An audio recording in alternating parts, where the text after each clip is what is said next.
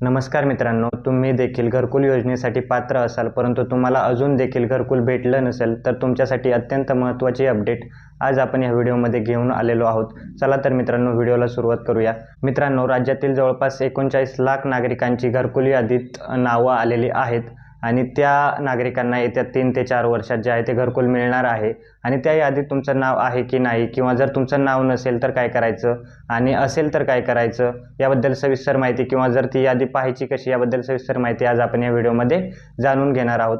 मित्रांनो, तुम्हाला देखील माहिती असेल, मागच्या वर्षी म्हणजे एप्रिल 2025 ते ऑगस्ट 2025 या काळात अनेक लोकांनी जे आहे ते घरकुल योजनेसाठी स्वयं सर्वेक्षण जे केलं होतं, त्याचबरोबर काहींचं सर्वेक्षण जे आहे ते सहाय्यकांमार्फत झालं होतं.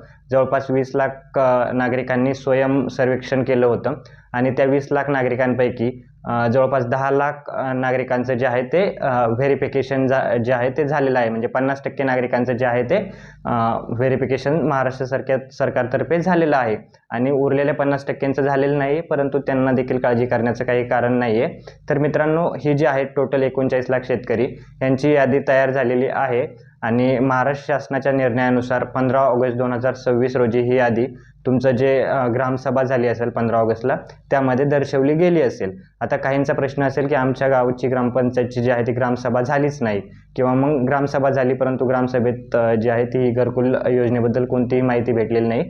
तर काळजी करायचं कारण नाही, ही यादी तयार झालेली आहे आणि तुम्ही तुमच्या गावातल्या ग्रामसेवकांशी किंवा सरपंचाशी संपर्क साधून जी आहे ती यादी पाहू शकता, त्याबद्दल माहिती घेऊ शकता आणि त्या यादीत तुमचं नाव आहे का चेक करू शकता.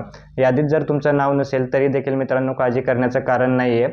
महाराष्ट्र सरकारने ही ग्रामपंचायतींना जवळपास 1 महिन्याचा कालावधी दिलेला आहे, म्हणजे 15 ऑगस्ट ते 15 सप्टेंबर. 15 सप्टेंबरच्या आत आक्षेप नोंदवण्याचा जो आहे तो टाईम दिलेला आहे.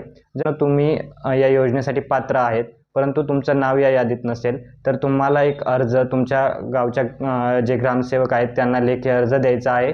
त्यांच्याकडून त्याची पोच देखील घ्यायची आहे. त्यांनी जर तुम्हाला काही आधार कार्ड किंवा अजून काही तुमचे डिटेल्स मागितले, ते डिटेल्स देखील तुम्हाला द्यायचे आहेत. आणि जर तुम्ही ही माहिती वेळेत म्हणजे येत्या 15 ते 20 दिवसाच्या आत जर आपल्या ग्रामसेवकांकडे जर दिली तर नक्कीच या यादीत तुमचं नाव देखील येणार आहे.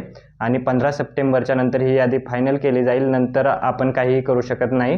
त्यामुळे 15 सप्टेंबरच्या अगोदर तुम्हाला ही जी आहे त्या यादीत तुमचं नाव नसेल तर ग्रामसेवकांशी संपर्क साधून या यादीत तुमचं नाव टाकून घेणं गरजेचं आहे. आता यात पात्र लोकांसाठी मी सांगितलं आहे, काही लोक असे देखील असतील ज्यांना घरकुल हवं आहे परंतु ते जे आहेत निकष पास करत नाहीत, तर त्यांचं नाव या यादीत समाविष्ट केलं जाणार नाही मित्रांनो. त्याचं व्हेरिफिकेशन देखील केलं जाईल आणि या यादीत जर तुम्हाला समाविष्ट व्हायचं असेल तर यासाठी काही अटी आहेत. यापैकी अटी काही अशा की तुमच्या घरात कोणत्याही व्यक्तीच्या नावावरती 4 व्हीलर वाहन नसावं, त्याचबरोबर कोणीही इन्कम टॅक्स म्हणजेच आयकर भरत नसावं, तुमच्या जो बिझनेस असेल काही त्याच्यातून काही जर तुम्ही टॅक्स देत असाल तर तरी देखील तुम्ही या योजनेसाठी पात्र नाहीत. त्याचबरोबर तुमची बागायती शेती आहे 3 एकरपेक्षा जास्त, तरी देखील तुम्ही पात्र नाहीत. त्याचबरोबर तुमचं जर पक्कं घर असेल आणि म्हणजे पक्क्या विटांनी बांधलेलं पक्कं जर घर असेल आणि त्याच्या खोल्या 2 पेक्षा जास्त असतील तरी देखील तुम्ही या योजनेत पात्र नाही आहेत. आणि या व्यतिरिक्त जे कोणते लोक असतील ते सर्व या योजनेसाठी पात्र आहेत.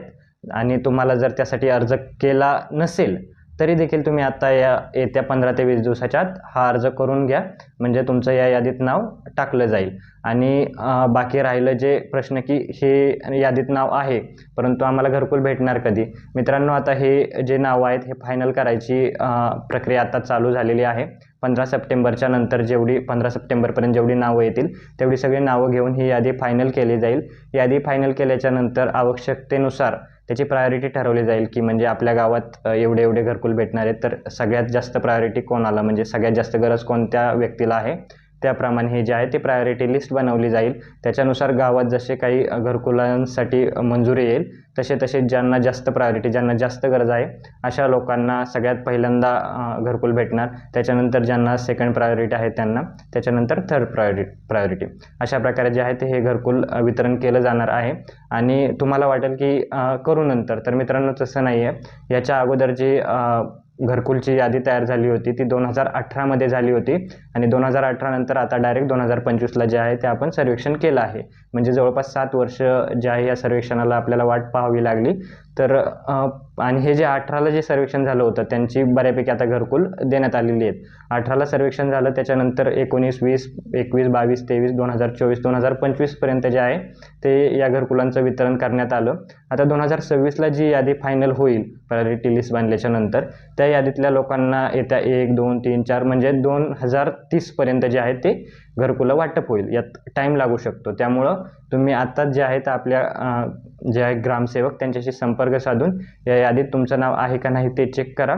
आणि यादीत नाव नसेल तर त्यांच्याकडे अर्ज आणि त्यांनी जे काही कागदपत्र मागतील, तुमचं आधार कार्ड, 7/12 किंवा अजून काही ते काही डिटेल्स मागतील, तेवढे सगळे डिटेल्स त्यांना तुम्ही प्रोव्हाइड करा आणि या यादीत तुमचं नाव टाकून घ्या. म्हणजे नक्कीच जर तुम्ही या योजनेत पात्र असाल आणि तुम्हाला खरंच गरज असेल घराची, तर तुम्हाला हे घरकुल भेटून जाईल.